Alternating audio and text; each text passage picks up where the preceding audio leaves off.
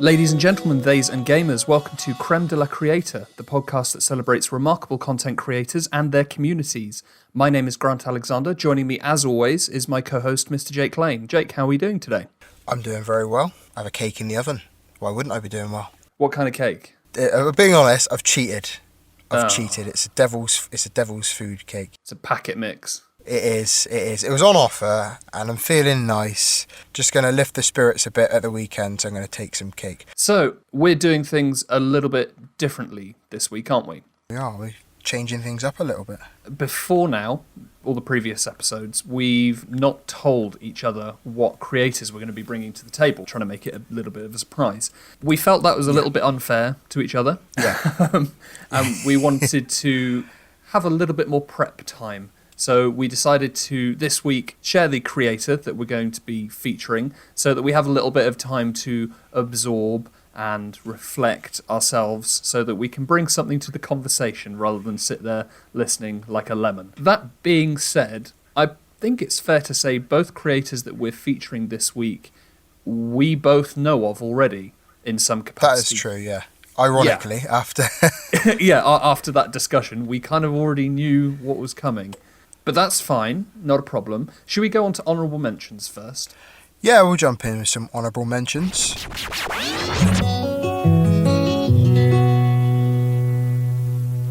So this week's Honourable Mention, I did have two lined up. I thought I'm going to be good, I'm going to stick to one because we did cram a lot into last week's show. And I did feel that it was great, and we've had some real positive response from that on the socials. So can I just say to people that, we've picked up some more followers, people have been sharing, liking, really thank you so much, guys. Yeah, feedback's been fantastic, thank you. Yeah, over the moon with that. But I also feel like it's to kind of take it back a little bit, to make that special a little bit more special. I'm going to go with one honourable mention this week, and it's someone that is completely topical, and it just blew me away yesterday. You probably know where I'm going to go. You know what? I knew that you were going to do this, and I almost did exactly the same thing. Please go ahead. Awesome. So, for the record, for the benefit of the tape, it is the 21st of January, 2021, the day after the newly inaugurated President Biden's inauguration ceremony. So, my honourable mention this week goes to Amanda Gorman, the poet that read at the inauguration. It was a fantastic piece. I'm so glad that you've said this. You know what? This is a great mind think alike, and it's awesome that we both kind of... I did have someone else lined up. I thought, I'm going to bring them in another week. They're definitely still getting an honourable mention. They, maybe even be a feature on the show one week. But I just thought, do you know what? Last minute change, and... I went onto Amanda Gorman's Twitter and Insta. Again, links will be in the description. But I was just blown away by the eloquence and delivery. She didn't miss a beat. No. And on top of that, the poem itself was just fantastic. It was just absolutely phenomenal. And if you haven't seen it, I implore you, please do go and check it out. It'll be all over. It's all over Twitter. It's on YouTube. It's almost harder not to find it at this point. But I implore you, my honourable mention, deservedly this week, goes to Amanda Gorman. I must confess, I didn't watch it until this afternoon, about 3-4 hours ago. And as soon as she was done, I was like, that's Jake's honourable mention. That's got to be this week. Because we're both British. Yeah. American politics isn't our forte. That being said, I am a huge fan of the musical Hamilton. So I know probably more about American political history than I do my own country. Again, that being said, it just had that grace and presence to it. And fantastic honourable mention. No, I like that you called that though. It shows, to be fair, well, you know me, that you're kind of like, I see where this is going. It would almost be like criminal not to at this point, wouldn't it? Yeah. Anyway, moving forward though, your honourable mention this week. Yeah, absolutely. My honourable mention, a little bit close to home. Yep. Is a very, very good friend of mine. His name is Ricky, also known as ZergChew on Twitch and YouTube. He's a gamer and illustrator that I've known for a couple of years now. I'm on his Discord server. I'm in that community. Absolutely fantastic. Honourable mention this week because he's just reached his 4th anniversary on Twitch. Awesome. So huge amount to celebrate. His community have done a huge amount for charity. We did group charity live streams over the summer during the second lockdown. We all played Animal Crossing and did loads of charity stuff live in game, and it was absolutely fantastic fun. Yeah, really amazing community on Discord and on his Twitch channel as well. He's a really talented cartoon illustrator, and he will definitely be joining us as a future guest on this podcast. So big shout out to Zerg. Love it. I've mentioned it before. Obviously, you're a lot bigger in this sort of gaming community. I dabble with games. It's nice to kind of see the someone so heavily involved with the gaming community and see the different kind of the things that go on in there, because it's something that I don't see a lot of every day, but doing this and sharing these things with you is kind of that's pretty cool actually. And then, to be honest, it's something that I might have to start getting into a bit more gaming and stuff like that, particularly in lockdown. Yeah, definitely. I mean, I'm not allowed to play Call of Duty on Alana's team because I'm really bad. You get kicked out. I don't even get in to get kicked out. It's like, oh, you're playing COD. Well, we've got 4. My brother's playing, a couple of his mates. Oh, okay, cool. Well, John Madden football it is then. Oh, yeah, you're a sports gamer, aren't you? I should get you into Rocket League. I got really good at Rocket League for an embarrassingly long time, but I haven't played it in a while. To be fair, you've been saying that for a while. Do you know what? Actually, after this pod, I'll go and download it. Yes, I'll be able to play that then online and give you my thoughts. You say it's football, isn't it? It's football with rocket cars. So there's nothing about it I wouldn't like, to be honest. Oh yeah, yeah. It's a proper little indie esport. It's great. Oh God, that's your timer, isn't it? That is my timer. You're probably going to leave this in, aren't you? No, definitely not. No, that's all right. I'm going to go get my cake.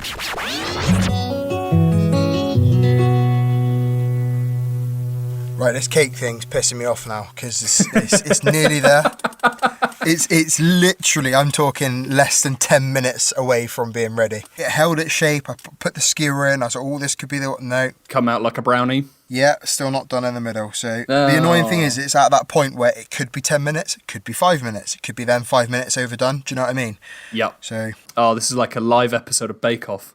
While you're waiting for your cake, I actually have another very quick honourable mention to make, and he's made the honourable mentions list before, but he's literally just messaged me on Instagram while we've been in the recording. Love it. It's Mr. Jarek Centeno again. Awesome. And he's just fed back on the last episode with some really useful and positive feedback. So another shout out to you, Mr. Centeno. I did see, to be fair, he's been cracking into the socials and stuff, and been big supporter of the show. Yeah, massively, which is awesome. Appreciate all feedback as well, though, because people don't have to take the time to give feedback. It's really nice when people do. Oh, and you can tell us we suck too. Like that's. Oh feedback. Yeah, exactly. We don't mind. But when you do it in a way that you go, that sucked ass. However, you can change that by. Yeah. Oh, perfect, brilliant. Oh, brilliant. Thanks for that.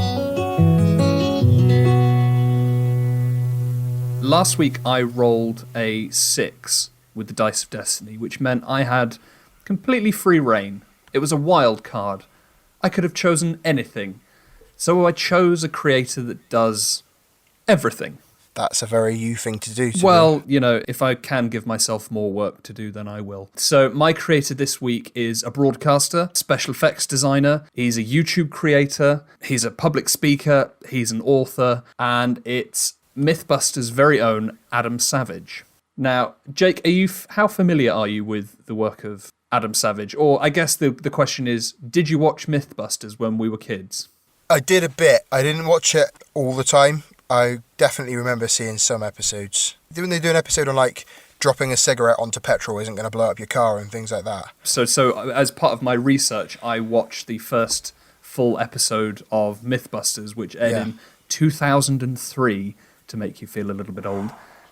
And it was, they were doing experiments like, can you create a magic bullet that melts within the body so there's no ballistics evidence? And the other experiment they were doing was, can you accidentally drop a cigarette butt into a toilet after flammable liquid has been dropped down it, and will it explode? The answer was no. Yeah. The only way they got it to explode was they filled it with gunpowder.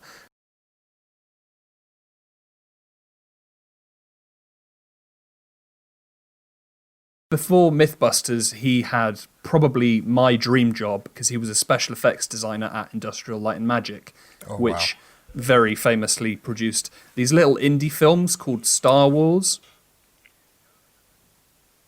I think I saw something about it on Disney Plus once or twice. Yeah. Adam worked on all of the Star Wars prequels, the Matrix sequels, Galaxy Quest, and like Artificial Intelligence, these amazing sci-fi franchises as a model maker, special effects designer. From there, he obviously went on to do Mythbusters with Jamie Hyneman, where they used scientific method to test the validity of urban myths, movies, news stories, that kind of thing. More recently, in my adult life, I've experienced Adam Savage's work through his YouTube channel called Adam Savage's Tested, which is basically a cinephile's dream. And Jake, I showed you the Google Maps tour of his man cave.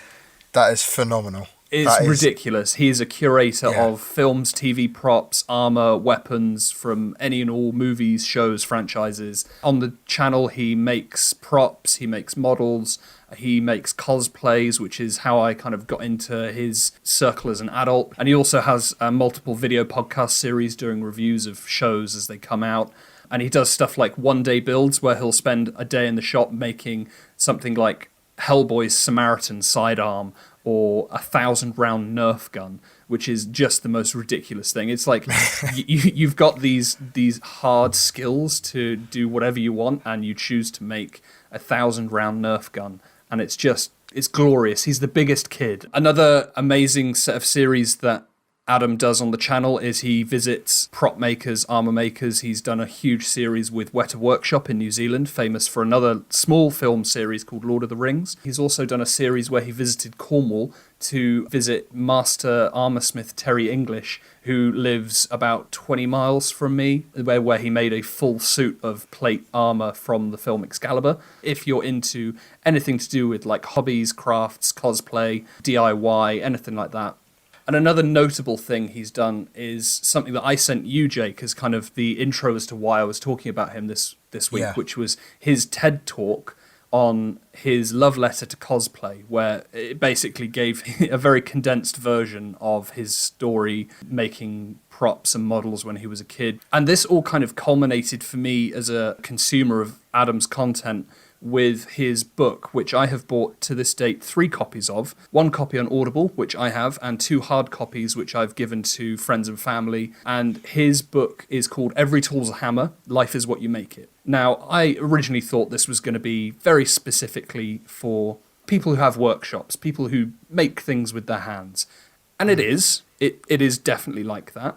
But it's also helped me in roundabout ways, like he talks about the philosophies and practicalities of making things, project management, organization, self-motivation, momentum. I learned how to make proper to-do lists from this book. Okay. I learned how to organize my space better, organize my time better. And he also talks about the subtle art of very healthy obsession and how you can use obsession as fuel when you're producing anything. This podcast, for example, we wouldn't be as well organized as we are. We're not professional by any stretch, but you know, we'd be much worse off if I hadn't read this book. Really, really highly recommend everything this guy does. And I'm just really excited to see what he makes moving forward, because the book was completely out of left field. Never considered him to be an author. And it's one of my favorite books of the last few years. It came out in 2019. I think I've listened to it cover to cover probably 4 times already, and like I say, bought it in hard copy at least twice. I'm an Audible listener too, so I yay for dyslexia. I think you've just chosen what next month's credits going. It's absolutely fantastic. I cannot recommend it highly enough. Yeah, that's awesome. I mean, the TED Talk that you sent me, I really enjoyed watching that, because you know, he's just such an encapsulating, engaging storyteller as well. And you know, I can remember making a Robin mask out of cardboard. I got some cardboard and cut it out and coloured it in. Hell yeah. Got a towel and you know, Mum, can you put some string on this, please? I'm playing Batman and Robin, and you know, with my cousin, and my cousin was older, so he was always Batman, of course. But you know, of course, if I'm going to be Robin, I'm sure as hell having a mask. So the thing that really stood out for me is the way that he talked about cosplay at Comic-Con. I've never been to Comic-Con, as you know. It is on the to-do list at some point, you know, when we can get back to some kind of normal world. But one of the things that I really liked is that when he talked about the sense of community and the passion that he has for others' creativity, and how he talks about, you know, these people are here and they've rehearsed for their pictures, you know, if they're like, oh, can we get a picture with you? Yeah, hang on a second. And I liked his passion for others' passion, and that to have someone that genuinely cares that other people care that's an awesome thing. When I start talking to people about cosplay and going to Comic Cons, if it's colleagues or extended family or whatever that don't really get it, that's my go-to bit of content for. If you don't get cosplay and Comic Cons, watch this guy talk about it. You'll get it, because he just puts it so eloquently and condenses that passion and that love for the craft and the performance of it into such a succinct and engaging piece of content. It's incredible to watch. It's brilliant.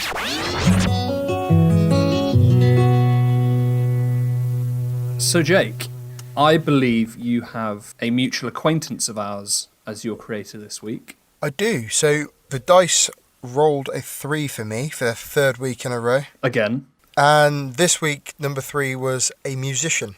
The musician that I chose is somebody, as you say, it's a mutual acquaintance. He's a good friend of my flatmates, so I think he's almost a dead cert for getting on the show at some point. Absolutely. Can't wait. So my creator this week is a busker called Matthew Lennox. He's a Canadian busker, and he's based in Bath. He mixes his music himself as he performs. He's a loop artist, isn't he? He is, yeah. He's uses a mixture of guitar, percussive fingerstyle, beatbox, and various different effects with his loops and stuff. So it's really, really fascinating to watch him work. It really is. It's encapsulating. When I've seen him in Bath, I've never seen him without a crowd around him. Oh yeah, he draws the biggest crowd, and this is actually how I know him. So I went to uni in Bath, and then I worked in the centre of Bath for the first 2 years after graduation. I was working out of the Guildhall, and right outside the Guildhall, in front of the cathedral, was one of Matt's favourite busking spots. And every lunchtime, I would go out, get some lunch from across the road, and sit and watch Matt play, because it's encapsulating to watch him build these layers of percussion and melodies and different riffs, because back in the day when I was a kid and had longer hair, I played guitar, so I know how difficult that shit is. And it's mesmerizing to watch him build those kind of soundscapes. And yeah, just fantastic. When you mentioned to me that your flatmate was a friend of his, I was beaming, because the idea of talking about him on the show, it's exactly the kind of creator that I wanted to start featuring on the show. Yeah, and as I say, his music always just brings an air of good vibes with it, whether you're listening to it on the streets. I mean, and when you get closer and you see the crowd, there's a nice atmosphere. And I say check him out on Instagram, actually. He's Matthew Lennox Music on Instagram, because you can see on his videos the crowd's ear tracks. And for a one-man show, basically, it's really, really impressive how he builds, as you say, how he builds his music, but also how he interacts with the crowd as well. And it's just, everyone's engaged. Everyone's engaged with him. I mean, I know that 2020 did kind of hit him hard, obviously being a busker. He was unable to go out and busk. I can't imagine the last year as a busker must have been just bizarre, because you take for granted the fact that there are just going to be people out and about, and all of a sudden there aren't. And as a street performer, that must be really difficult. And I mean, the performing arts have had a pretty crap ride of it as it is, but for buskers who are independent and rely on passing trade, my God, just the impact that this pandemic must have had on them. Yeah, this is the thing. And I know he did a few live shows on Instagram Live whilst we were in the first lockdown.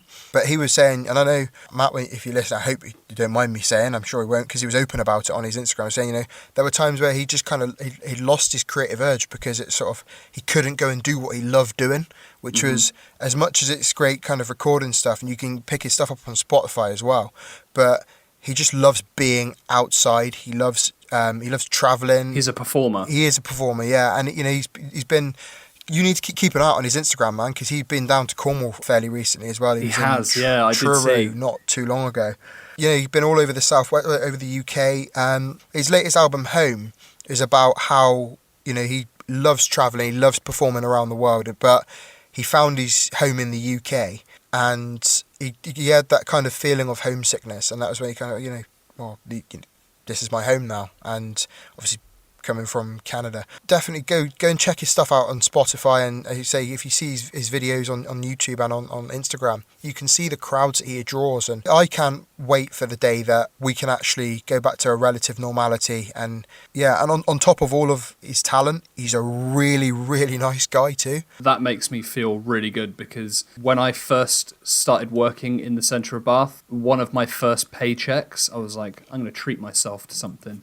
And I'd been sat watching Matt every lunchtime for a couple of weeks, and I was like, you know what? I'm going to do something I've never done, and I'm going to go and buy a CD directly from a busker. And he was the first time I ever bought a CD directly from a busker, and I'm so glad I did, because the EP was fantastic. And everything he's put out since is great. The great thing as well is, I say, he's got things on that you can stream via Spotify and stuff. But when he does his live shows, that's when he plays stuff that he's just written. He goes, well, this is something I wrote the other day. See what you guys think. And then okay, and you kind of, this is cool. I had a couple of previews of bits that he was kind of trying out a few weeks back from Scott, my flatmate, because he just Matt's just sent me this. He's been trying out something a little bit different, and I was hoping that it was something on Instagram, because it is a little bit different to what he's been doing, but it's still awesome. So yeah, I implore you to go and check him out. I would absolutely love to have him on the show.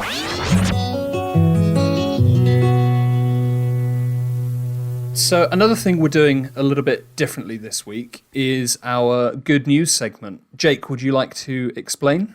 There was a line in the newly inaugurated US President's speech that jumped out and stuck with me. Lead not by the example of our power, but by the power of our example. As you know, each week we like to bring a good news story to the table, and last week's news of Marcus Rashford's charitable endeavours was a prime illustration of leading by the power of example.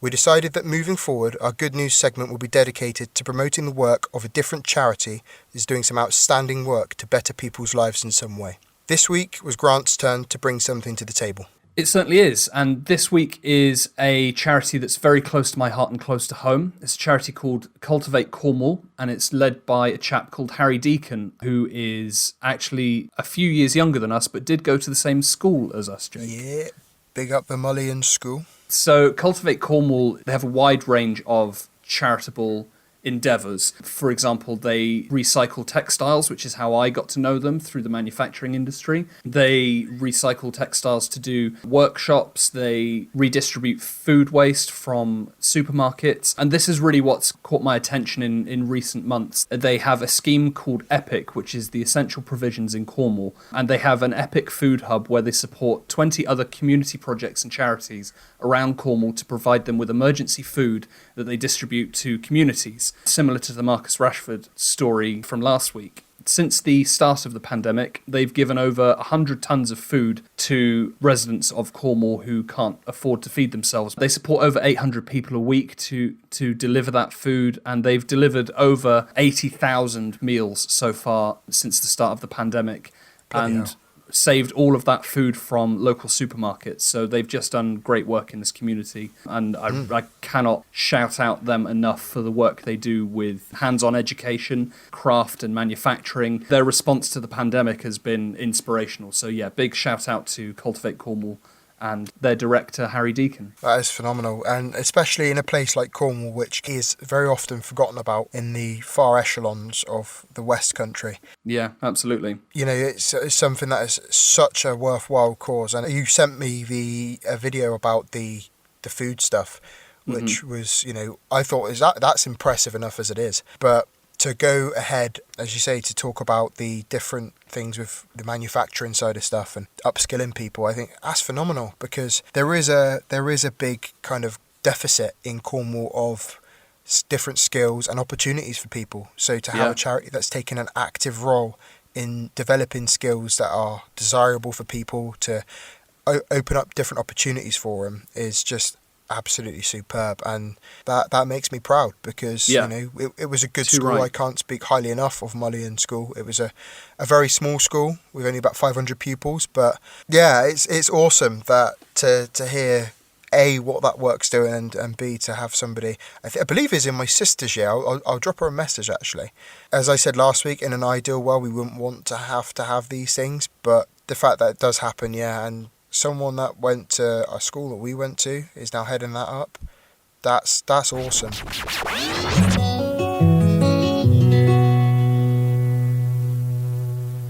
So Jake, that kind of wraps up this week's episode, and I'm glad that we got to talk about some really cool music and some really cool nerdy stuff as well. It's cool because we kind of, when you sent me the link, I was like, okay, I can see where he's going. He got a wild card and he's played a full house. So yeah, well, I figured that if because I could have chosen my creator for any one of the things he's done. I could have picked YouTube, I could have picked writer, I could have picked motivational speaker. But the fact that I got a wild card meant I could just go all in and talk about everything. And, if this podcast ever gets huge and we're big enough to get the likes of Adam Savage on the show, I might not be able to present because I will just sit there and listen. that week. But it would be awesome. Yeah. So I think it's time to roll the Dice of Destiny. Yes. So for those who might be new to the show, the Dice of Destiny is the 6-sided dice that decides what type of creator that we're going to be bringing to the table next episode. So obviously we have 6 options. They rotate every week to stop the fact that Jake keeps getting 3s from factoring into the situation. So if we roll a 1, we have to bring a musician to the table. If we roll a 2, it's a writer. Number 3, it's a fellow podcaster. Number 4 is a YouTuber. Number 5 is an artist, so that could be a photographer, a painter, illustrator, whatever. And number 6 is a wild card, dealer's choice, which I got this week. So, Jake, I'm going to roll the dice for you. I bet it's a 3. It's not. I've broken your streak. Oh. It's a 4. Oh. Which means you get to bring a YouTuber. A YouTuber? Ah, awesome. Nice. I like it. Excellent. So I look forward to that. I'm going to roll for myself. And I got a 2. So that's a writer. So author, journalist, or blogger. Ooh. Interesting. Yeah. Okay. I'm going to leave a pause of suspense. Do you think that's long enough? Yeah, I think probably thereabouts. Yeah. Maybe overdid it? A little bit. Damn it. No, that's cool. I've got a couple of people in mind. I'm going to have to scroll through that subscription list that has grown so much since we started talking about doing this. Good. Yeah. This is what we're here for. We shall see what appears. Yeah. Tune in next week. Same bat time, same bat channel. And if you liked this episode, please do share, follow, subscribe, everything that you can do to make the algorithms happy. And we will see you next week. Thanks everyone for listening. Thank you. Creme de la Creator is produced by Grant Alexander and Jake Lane. Follow us on Instagram, Twitter and TikTok at CDLC Podcast, or email us at cdlcpodcast@gmail.com with your suggestions for creators you think we should feature in future episodes. Stay safe and look after yourselves during lockdown. If you need to talk to someone, please reach out using one of the links provided in the episode description. See you next week.